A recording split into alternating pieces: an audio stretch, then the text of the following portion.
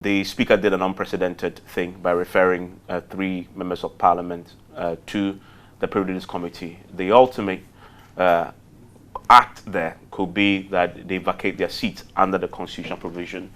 What's your take on it? I saw you on the floor today. Well, I mean, not happy with it. Yeah, let me admit that I wasn't enthused at all about the Speaker's position.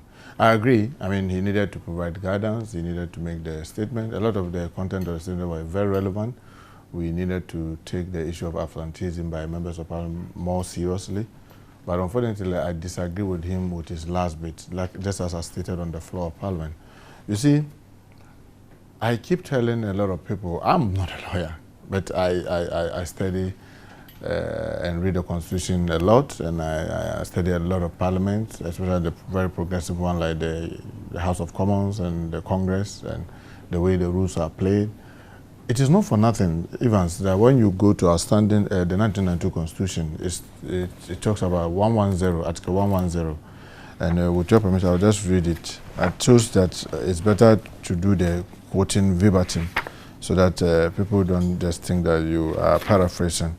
When you go to 110, clearly, this is what the Constitution says: subject to the provisions of this Constitution, Parliament may, by standing orders, regulate its own proceedings. Clearly, just like you go to the court of the proceedings in court, the Constitution is there, but the Constitution cannot give every fine details about how things get done, whether in the court or in Parliament. So you come to this standing orders 76, and with your permission again, I'll just read. This is what the standing orders in 76 says.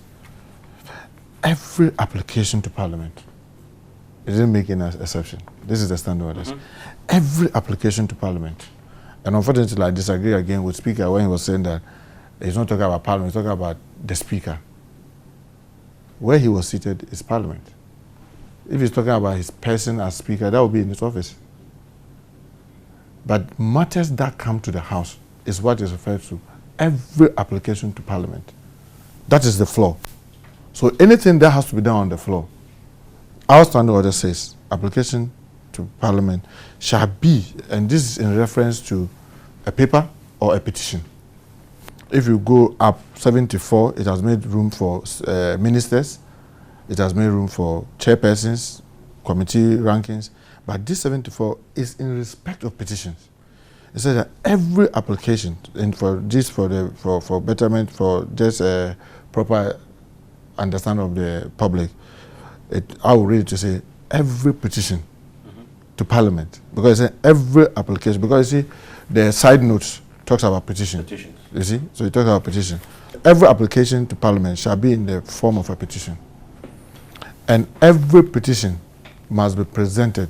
This is the word must be presented by a member who shall be responsible for the observance of the rules. So you see, if you are not a member, you will not be conversant with these standing orders to apply the rules. So unfortunately, the Speaker is not a member of Parliament. I mean, there's no argument. He himself has ruled on this matter that he's not. He's not a member of Parliament. So yes, people can write petition to him. That is why almost all petitions that have been written to speakers, many of them don't get to be on the floor.